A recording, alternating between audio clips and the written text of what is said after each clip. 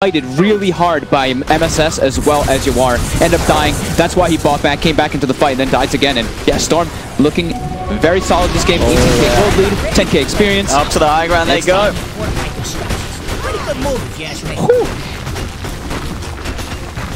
Crazy fights. I'm certainly starting to see it. We didn't get to see Storm yesterday, but we knew that they were undefeated. And we know that they look very strong coming into this tournament. And this, to start their second day, looks to be the beginnings of another beautiful one for Storm, potentially, as they'll find the mid-melee racks. They're looking really sharp in their team fights and their speed that they've really been playing at, because they're constantly looking for these engagements. You don't see them playing this slow pace, trying to farm nonstop. They're always looking for the engagements. It's very good to see. Optic, they've been trying to fight back, even with their IO. Like CCNC, he's recovered super well in this game. He has like the 7-4-10, all these Bloodstones charges, the Shivas, but Storm just able to just brute force through it with their elusiveness, just resetting the fights over and over again. And I can't help but I feel that Optic just let VGJ Storm get too many good heroes. I mean, I know drafting is obviously insanely complex and very hard to do, and, but Storm couldn't have been happier with this draft, I feel. They open with Wraith King Willow, they get Yawar's Mirana, they get Resolutions PL, and then SVG, you know, we know he's a joker. He's on an Ogre Magi. He's having a great time. They are in their element, VGJ Storm. Yawar is 16-3-13, so 29 of the 36 kills have been because of his rotations and his clutch arrows in a lot of these situations. PD nearly dying there to Resolution. Staking jumps in onto the high ground. They got the stun, the burst from MSS. Shadow around hit, they'll find one. 33 jumps forward, does manage to get the stun, takes MSS out of the game. MSS buys back immediately. They'll bring Snaking down once. Can they do it a second time? Snaking surrounded, slowed down by the Stampede. They will. That's Snaking gone for 70. CCSC now with the leading with the Yule Scepter onto SVG. He's thrown up into the air. He's getting stunned up by 33, as they will hold with relative ease there. Optic Gaming instantly taking down 3 members of Storm. MSS, of course, buying back. A defense well done from Optic. A little bit of an overcommit there by Storm, but good hold there from Optic. Wondering what they're going to get next, looking at their items. I mean, they've lost the last engagement. They don't have that much luxury. Looks it's going to be MKB for Pycat. Yeah.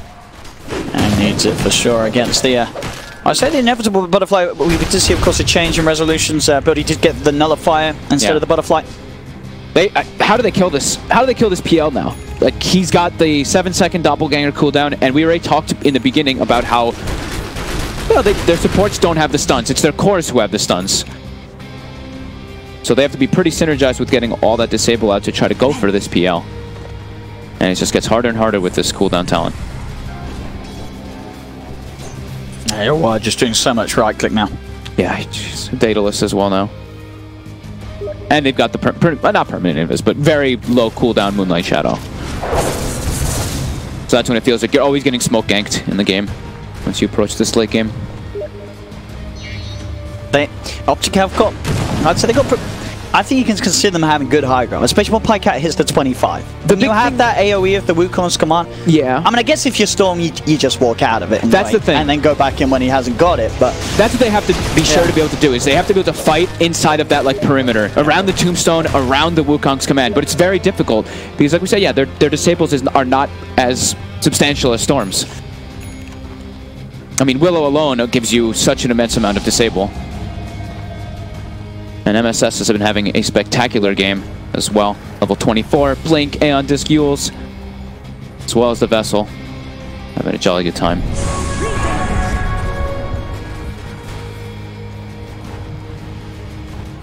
Of course, still with the cheese on Resolution. Okay, and Aegis as well still on Yawar. See Optic just still kind of chilling in their base, allowing Pycat to do the split push for now.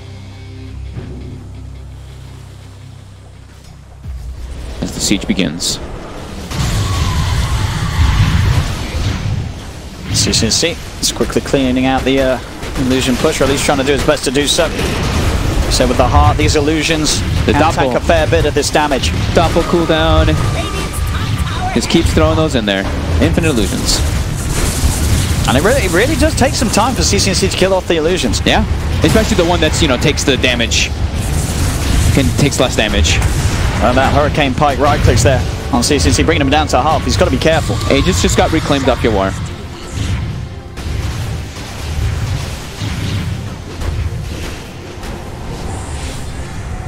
As they back up, and they'll play it safe. They know that they kept pretty much all of Optic in their base for the last few moments. They're going to run around, collect those bounty runes, keep that economy going. And Snaking summons the army to deal with the lanes. I mean, it's so nice for just pushing out the side lanes. Look how it clears the creep wave so fast. And it's also killing the Shrine too, so multi-usage. Wow, look at that. Fantastic. 72 damage a pop. Radiant's bottom shrine is It's a lot of damage. That's what it gets being so far. Oh, there's a fight. We better stop watching these skeletons. 33 going in with the Stampede. Stanky gets surrounded. They do money. Oh, they got Pycat. Oh my! He dies immediately. He's gone for 100 seconds. Another fire from Ezo out onto 33. 33 gone as well. They've got the stun onto PPD. PPD's taken down. 3 dead on Optic. CCSG is trying to be healed up by Zai, but it's not enough to keep him alive. Triple kill for Yawar. Zai will escape. But my goodness, Pycat not getting the BKB off, just dies immediately. Wow. And now, I mean, also the PL has a BKB at that point. Zai gets relocated back in, just dies to MSS's Bedlam with SVG, but...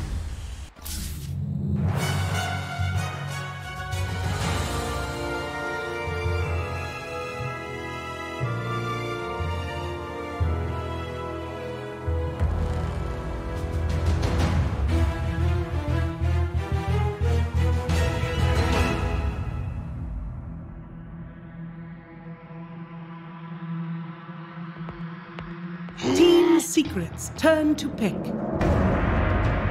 It sort of like always puts the enemy team on a back foot the entire game. Now, I will say this, and again, when you're talking about group stages, it doesn't necessarily have a whole lot to do with like this individual game that we're looking at now, but going forward, VP have sometimes been fairly predictable, and they've been saying, all right, we're going to win with this, come and stop us.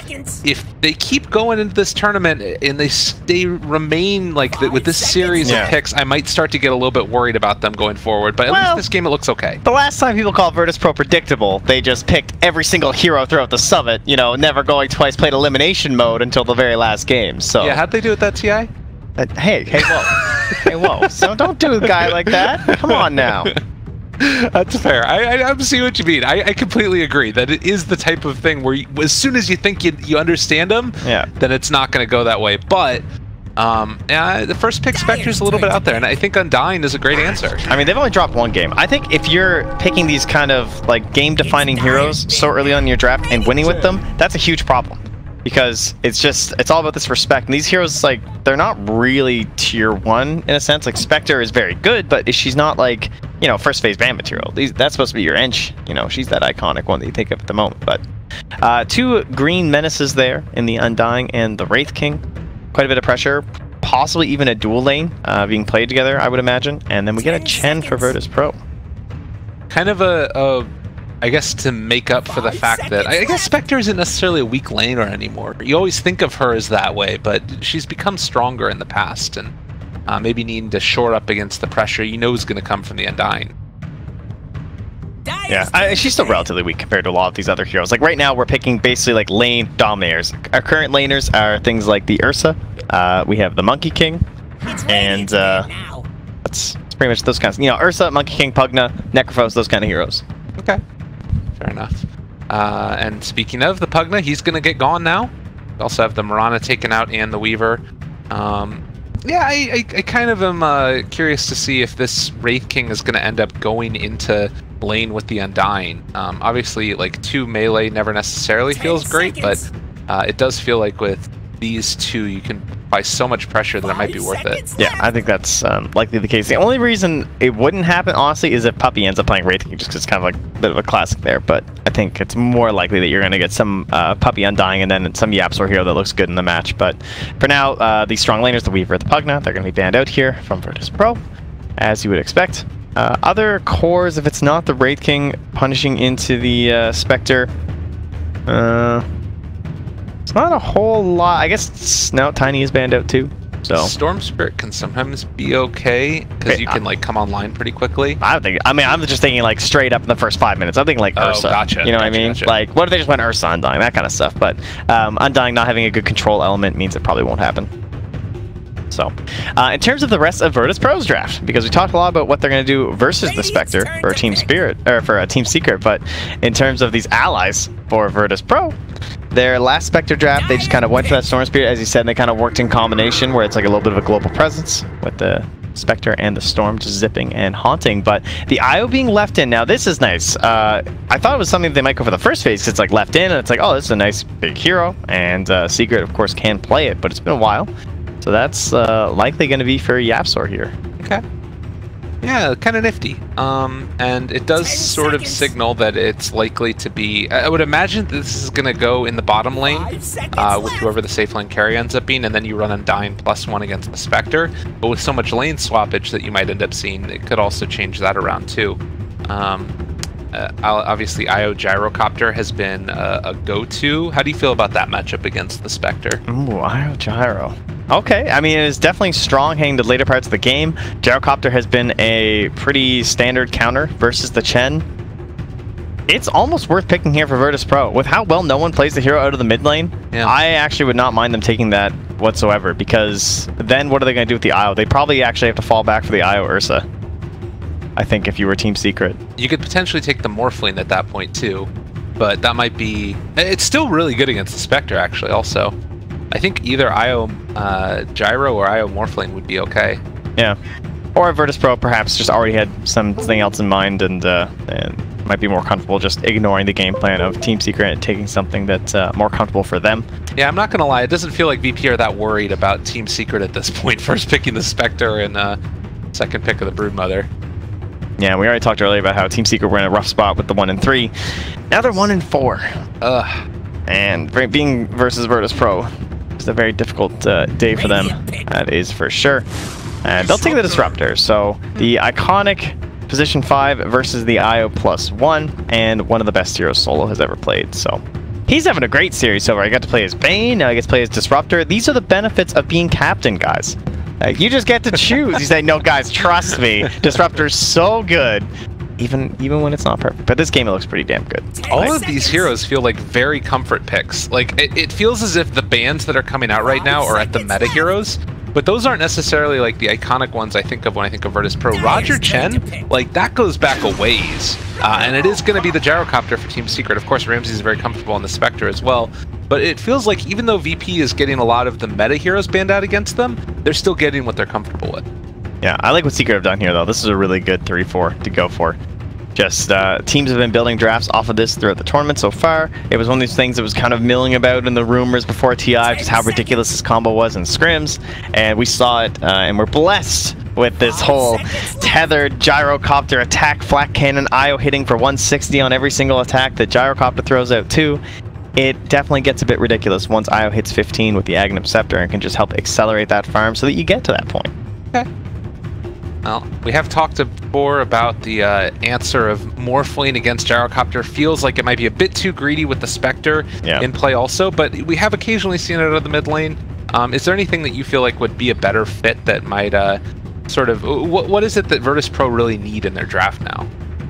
I'm not sure if they're really set on something good for Pasha. Like, I could see Pango being picked here. I feel like he has a lot of AoE control and they don't want to get banned out. But they go for that's a Pasha Shadow Demon. Okay, so we'll be Pasha's hero. But I like that. That's very good setup out of the off lane for Chen rotations. It's pretty good setup just for Disruptor stuff too. You can just follow up like a Static Storm. A mid Shadow? I don't think so. I think it's going to be Pasha playing it. Okay. It's definitely something they've done in the past. It's possible it could be for no one, but I think no one's just going to be on more of this DP or something. It is a core Shadow Demon, whatever it is. Yeah. 5 seconds left. Wow, that's kind of crazy. So everybody's talking about the green heroes. What about the purple heroes? Show them some love. It's true, Secret are pretty green, aren't they? They're like all green and blue. Like Gyro, Io, Wraith King, Undying. And the Radiant. Wow, that's very themed. Yeah, these are some nice dark heroes on the bot, except for Chen. I don't know, he's got this bright white shirt going on. But he's nearby like this sort of unholy aura of the Spectre too. Okay, that works out. We'll allow it. Yeah. Some yin and yang going on there. Well, it is now last ban for Team Secret. And I need to figure out... I mean, what's the strength of the Shadow Demon here? They banned the Ticker. I thought they banned the Storm, actually. That's interesting. What's the strength of the Shadow Demon? I think he's an incredibly annoying laner. Like, he just spams out on you, and even with just any sort of help, he can kind of do whatever. Like, I don't think the Disruptor is going to be going with the Spectre because it's probably going to be too weak of a lane, right? Because Disruptor's pretty weak overall as a laner. So it's likely that the Disruptor needs someone who's super strong to lane with, and the Ench is already banned out. The Pugna was banned out. So they're probably just thinking about this other like really strong and annoying lane hero who can just kind of bully a lot. And they can just go for disruptions, and then use the illusions for some damage. They can stack on Soul Catcher and just keep punch, punch, punch. And if you want to try and bring your strong lane there, that means they're drawing attention away from the Spectre. Storm Spirit?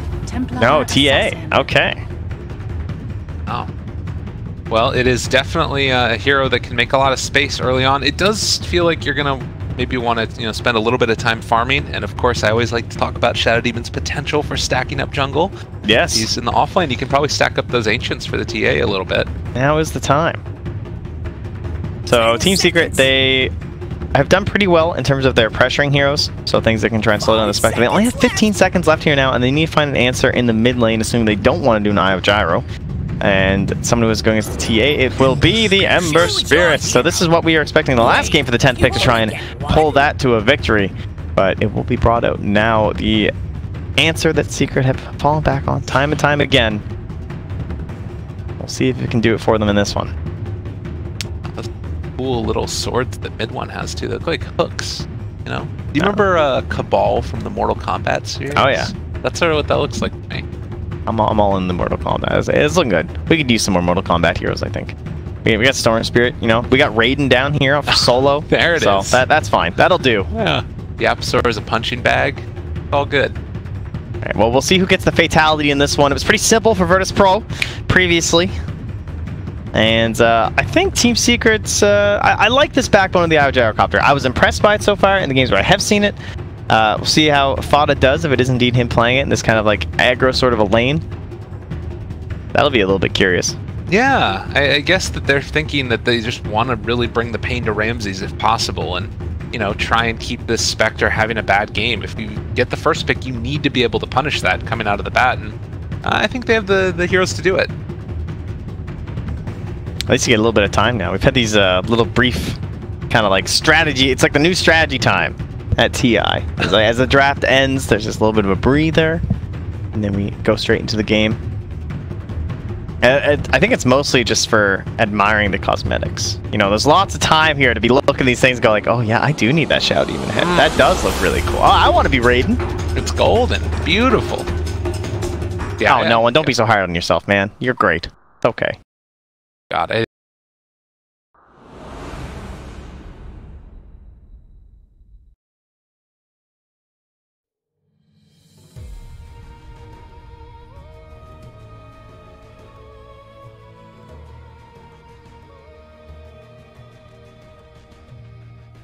have identified the problem that Virtus Pro's draft brings up, and now they have the pieces in order to try and solve it.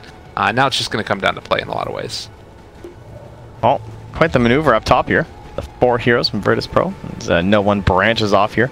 And it looks like Fada is indeed chilling on this Gyrocopter in the off lane. Plenty of regen between the two of them, so they are looking to battle and see if they can create some space for mid one. Came out with the Sage's Mask. It's the answer, so I guess you can get the Ring of Protection at the side shot. Fada making the plays. Not often that we've seen the off-lane gyro, but it does really feel like the meta right now is just, it doesn't really matter all that much, which lane you send those heroes to. Like, it's not that much different from the safe lane nowadays. But it is Roger taking Penance level 1. Get that extra bits of harassment out. Not sure how I feel about this Wraith game. I'd be curious to watch it for Ace this game. I think... Oh, Ramses, yeah, that was a bold move with no supports. Back he goes. Oh, it was a bait! Yeah, I'm starting to take damage. Man, that hurts. That's a lot of your regen, honestly. I mean, down bottom, though, Pasha gets the hurt on him. Even with the disruption, that's half his HP, too. So, both sides taking some pretty serious blows. Yeah, and it is going to be a trade-off there, yeah. So Undying and the Wraith King together against the Shadow Demon and the Disruptor. Kind of a weird one, definitely. Yeah. And it feels like Puppey should be able to have a hell of a time here. I mean, they're going to go for the Banishment. As mid lane still trading off CS there as well against no one. Can't quite get the block either, so... Puppey. He has gone in here. He still has a Fairy Fire, so it's not a real concern. He's kind of trying to like bait them low and then use the decay. It's a nice Undying play here. Turn on to Pasha. Good bit of damage, but he should be able to escape. Yeah. This is worth if you get the kill, but look how many of his resources. He's just TP home. And how much did he really burn from the Dire? Not that much. I mean, just salve on Pasha. So yeah, just curious to see this Wraith King in position 1 in the safe lane, and if he does go for this max skeletons like everyone else has been, and what item he goes for. Because last time we saw it, he went for the armlet and the blink, and it felt like he just like wasn't able to carry hard enough. But in this game, he has this Gyrocopter, he has this Ember, and Ace is more so on like a Space Maker. So I think if he goes blink, it should still be fine. It's interesting. He's actually saving his point right now on Ace, and if he's killing off creeps, you'd want to probably see. Meanwhile, Puppey able to zone solo out of the lane pretty heavily. He's going to go pick up an Invis Rune and saunter away as Roger taking some damage. The spirits were hitting him, and now Ramses is the one that's getting into Fada's face, just daring him to come at him. They have the troll as well, so a good bit of damage thrown onto this Gyrocopter, and the Fairy Fire comes too late. First blood for a Spectre, first picked overall in the game. VP does it again. I don't know how they manage it. They go for Broodmother first, they go for Spectre first, doesn't matter. Somehow they get this hero off to a good start, and Ramses will be happy. It's all about Ramses in the end. And, I mean, again, it makes sense that you're going to be going for these spirits to try and apply the pressure early on to this lane, but it does mean that you don't have access to overcharge, which means that if YapzOr is at full HP, he can't heal up Fada. Meanwhile, mid lane, no one getting very low Fairy Fires. No, this is dangerous. Oh my god. Both heroes just on absolutely nothing. As bottom lane, they are going to be able to find the kill onto Pasha. So action happening all over the freaking place. Yeah, it doesn't mean they're going to be out of mana once again here, but no one in the mid comes back, gets the harassment and his self delivered, and he's right back. 19-5 versus 17-3. It's the type of matchup that it feels like if there was a big skill differential, like either side could just dominate the other one, but on relatively even terms, they're traded in CS. It's also one of these matchups. Oh, mid one! Oh! So close. God. The angles. Where are they? Yeah, I mean, he's still in the area. He's dancing with them, and now no one pretty far into the tower. He's gonna find the kill. They take him down. Oh yeah, there it is. Oh, I like that. No one with the respect tip. That's very well done. That's the positive reinforcement our community needs. Definitely. Man, and that's something. It's a big moment. You can tell that both players respect each other a hell of a lot there. 2-2. It's just about 1,000 gold lead. I think it's actually just the anti-tilt factor. Like, you tip him first, just like pretending that all that moment really is you being like, yeah, no, it was a really good play. Like, no, yeah, go ahead, tip me after I tipped you. You know, it's preventative. Oh, and we got a little replay here too. Jeez, and both times, just the little sidestep there.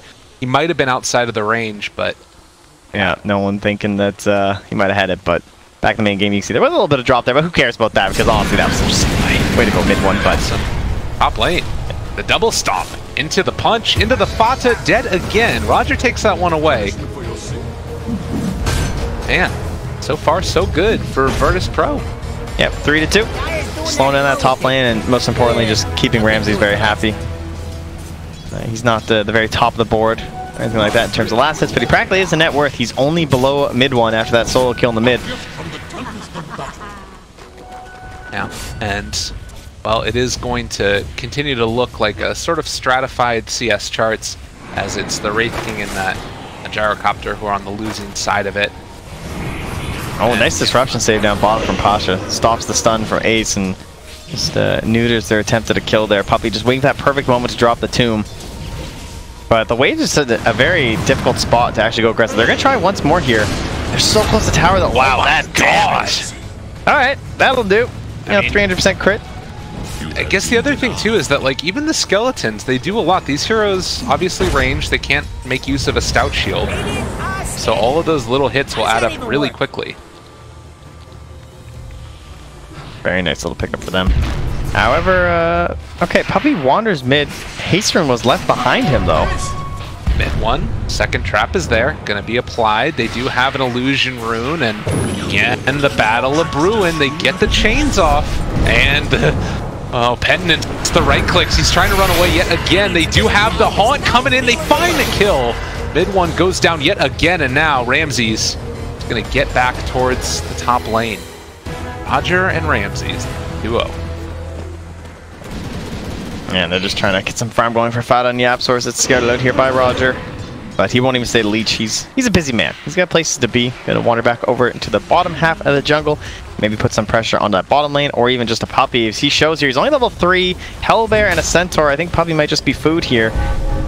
Although they are bringing in the Ember now. No one is not there. He's back. That was probably the good play. Bit of a tease from Roger, I guess, in the end.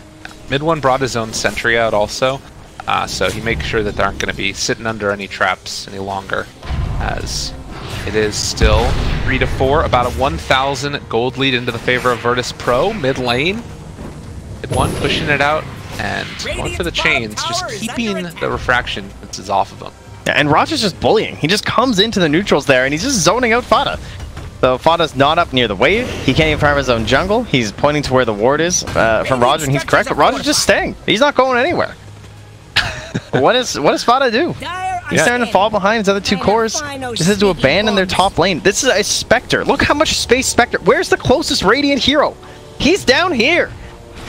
Spectre owns all this. That's kind of crazy. This is the perfect game, and again, first pick Spectre. Like, this is exactly what you want out of this hero. It's going to be a very tough time for Secret to try and get back into this.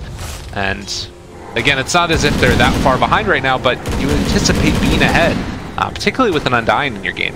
Yeah, and so the question that we beg to answer is, like, what are they getting in return? So they're getting some gold on top of this Gyrocopter, getting some levels on the IO, and that's going to put some pressure onto these relocate plays in combination with mid one. He's going to have to be very active. Maybe he can try and get in towards some bots and kind of play a bit greedier, not have to stop by for treads and everything. I mean, I guess it should also be noted that we've seen this before. The other game, Aggressive, was playing on the Gyrocopter, and he was able to get absolutely out of control, because when you combo it together with the IO, you get those late game talents, and IO does become a damage dealer, and we've seen YapzOr get there as well. So it's not like it's a foregone conclusion that if it's late game, it's just over, but Spectre's scary. Yeah. But even Fata coming in now, Roger's just leeching some of this experience, hanging around, and that is something that YapzOr especially desperately needs. You know, you want to get to level 10, you want to get the talent, and look at that damage even. Every time. They just run up to him, and obviously the TP's coming in now. They want to try and get this kill. The root, it does connect. That will be a dead Roger, as they will take all of the creeps with them. Alright, did not get unlucky with the 3 units being there. That could have been bad. Radiant's middle towers. That would have been tragic. You make that many rotations, you don't even find the kill onto the Chen. It feels real bad. So now Ace has made his way up top. He does not currently have a point in the ultimate, but just hit 8, so it is available. He wants to slap one in there, maybe hold it for a bit. And then the question is, like, what is Pasha doing in this game? You know, you get this off-lane Shadow Demon. The nuke potential is absolutely absurd. He's currently thinking about going in towards a Spirit Vessel after his Urn. And then the Aghanims has been a pretty standard item for the hero too, but initiation onto Ramses, but they can't really chase. Yeah, not so low, and look, they can't even commit for that. Yeah, it really hurts. No level 6 on Fata. They might have gone for it then. For sure. And even if they didn't, they have Han available, which, by the way, bottom lane, they could think about popping this one onto Puppey, who is just standing there and taking it. They TP in the Gyrocopter, and it looks like Puppey will live through that initiation. Yeah, raindrops to the rescue on that one. Top lane Ace is here again. Yeah, you'd love to be able to see some more pressure, but not having the levels on that Gyrocopter, the hero that's supposed to be getting active early. Okay, mid one's here with an Arcane Rune though, and he's ready to go in. They know they got to make plays here. He is in really deep. He doesn't have another Remnant out. They've got him caught. Solo's level 6, mid one. Just ran into hell and is going to get punished. Yeah, he definitely overestimated the Arcane Rune. Like, yeah, it'll be fine. And then he didn't even up for a Ebola. Oh, wow. And then Ramses is back also. He's going to get sent back home and then can TP back to a lane, just keeping up that farming efficiency. VP are firing on all cylinders right now. Yeah, they really are. They've been looking extremely good in both these games. Ace, top lane.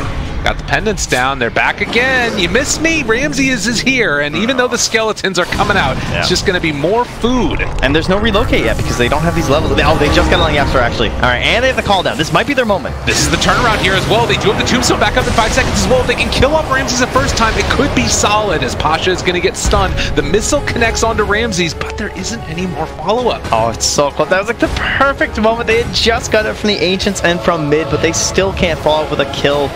Could have been so huge for Team Secret. And now with them relocating back, they're going to smoke up and go on the aggressive hunting puppy. I mean, he does have a level 3 tombstone. This is some scary stuff, and he got it off before the disruption is there. So the double change, the initiation for mid one. Ramses is in the middle of all of this. This is a bold move by the Spectre, almost dead, but knows his limits, and mid one goes down again. They didn't fight in the tombstone. Oh, the play comes out. Ace still living here, and they are going to clean up at least the rest of these heroes. That's huge. They got no one with Yap, so that is absolutely massive. Yeah, and they don't have another missile here, so Solo should be able to escape. But it's still not Ramses. A big win for Secret. It's what they needed. They absolutely desperate. You know, it's too bad that it's mid one going down because he is going for that big purchase into the Boots of Travel. But the gold spread across everyone else. I mean, you're looking at 300 on Puppey, 339 onto Yapzor, 327 onto the Wraith King, and then 271 onto the Gyro. And you can see it right there too. I like the way they backed up. Right, like they get out of the tombstone range and then they try and go for the fight because they know they're committed. But Ramsey and no one, they both go inside, and the damage just quite isn't fast enough after mid one dies. Yeah, and if they don't get this no one kill, it's so tragic. Yeah. But they do manage to pick that one up there, and well, are able to turn it back around after mid one goes down. So. I like that Puppey had the 6 for that too, with the flash golem. Like he didn't. Sometimes you'll see Undying skip it, but he just ensured he had it at level 6 because they found a perfect fight for it with that damage amp, and he was right on top of that TA to ensure that the kill happened. TP in here actually from the Shadow Demon, who's going to go for the disruption. They have Sax damage amplification as well. They have the Haunt out. Ace, have you gone too far, my friend? Does not have his ultimate up. The long cooldown at level 1, and he gets punished. Now the glimpse back. They caught Fata as well. He's out of mana. He's out of time. Fata's dead. That was the old 1 step forward, 2 steps back, and we're suddenly right where we were. Oh, and the tower deny. Salt in the wounds. God. Oh no, I didn't think it could get worse. At the very least, it is space mid lane for mid one, but oh no, he's got that defeatist attitude going on. He no longer has bots queued up. Oh, I gotta fight. I can't do it, guys. I mean, he is actually still saving the gold, so there's a chance that if things go well in the next couple of minutes, he can make that change up, but particularly with this rotation now, and they save Static Storm. Mid one in some trouble. Yapzor is here for the relocate, but they could potentially break that one after the fact, and they do glimpse him back into it. So much damage, it can't come quickly enough, and Fata trying to make something of nothing.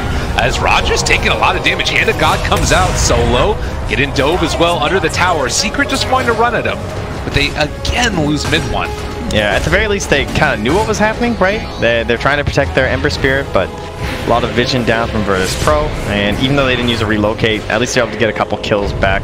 Well, not a couple, the 1 kill in the Chen. So mid one once again, just throwing the body, sacrificing a bit for the team. As Pasha TP's down bottom to the Ancients with his Spectre. Oh, he has to go to the secret shop. Okay, fair enough. Not sure if they were trying to set up a play here or what, but he's going to end up shadowing his Spectres. It looks like they'll be pushing into this tower. And Ramses very aggressively goes for these Blade Mail at the side shop. Okay. It's, you know, a very common pickup, I would say, among Spectres, but oftentimes if you have that good at a game, you just end up going for the Radiant. This speaks to what Virtus Pro want to do, just keep dealing with the aggression that's coming from Secret. There's a lot of uncontrollable damage here, too, from the Radiant, just between like the Gyrocopter and the Ember Spirit, where you can't really do much other than hurt yourself if the Blade Mail's active. Tower is under attack. Well, and obviously burning through the Flame Guard, which is the defensive thing that mid one has. Yeah, exactly. It'll just reflect it right back. They have another Static Storm in 5 seconds. Mid one sees some heroes. God, if he's going right into this one. And apparently he feels confident in being able to take this fight. The rest of the heroes from Secret are in the area. They managed to find the Stomp, but still going to kill off Solo. Yeah, it's a nice play. Could tell that there was no one else there from Virtus Pro. Spectre down bottom, TA in the mid, so. Just got to jump on that Disruptor. Even if he threw out the Sack Storm, then Ember would have been completely fine, I'm sure. Yeah, well, and I think that part of it is, too, Secret recognizing, all right, long cooldowns. This is the problem that you run into with Spectre, is not being able to always have Haunt up, and it was 20 seconds away at the end of that fight. So trying to take advantage of that timing, and they do need to be a little bit careful now with Solo respawning. Interesting that no one's opted for the Deso first too. Just because it's relatively squishy, I would say, with the Io. Like, that's one of those prime assassination targets you look for when you play, you know, you pick this Weaver or this Clinkz or something specifically against it, and so a Blink TA can often fulfill that same role. But instead, he's going to just be relying on the positioning to come out from the Shadow Demon, because you have this offlaner that can kind of set up for fights if anyone's in the wrong spot, and then Disruptor is the other major punishment on positioning in Dota 2. So just relying on the supporting cast here to make sure that no one just walks up, slaps down some damage. And he's even thinking about going straight BKB after. Wow. That would be a first. I don't remember the last time I saw a TA completely skip Blink Dagger like that, but we'll see what happens. Yeah, I mean, it sort of does make sense, like, with all of the magical damage, what does this lineup of Secret do against BKBs at this early time? You just have, like, skeletons punching people, right? Yeah. I guess that Wraith King is starting to get into some damage, too, going for the Armlet. This is what we saw from Sylar yesterday. Yeah. Bassi, Armlet, and then into Blink afterwards. I wonder if his Blade Mail or his Blink... I think he probably needs the Blink. I think he needs to just, like, be up in the face and force them to fight him, kind of a deal. Alright, Shadow Blade, that'll work too. If he's looking for a Silver Edge option here, fair enough. That's very pricey though, so we'll see if he actually ends up going that way. But for now, with the early Deso, it does mean that you Rosh much faster here. They'll scout it out, they'll put the trap. They're not going to fully commit though. Disruption save again from Pasha.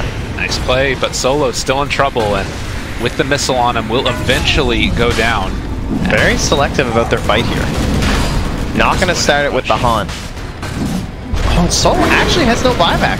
Despite it being only about 250, the true position 6 can't even afford that. If they had it with the Haunt, they could definitely fight. I mean, they're thinking about it without it, but once again, they don't have that mobility from the TA. They kind of know that the buyback's a possibility, though, and in fact, at this point, it's too slow of a Rosh for them, so likely just going to end up helping Virtus Pro.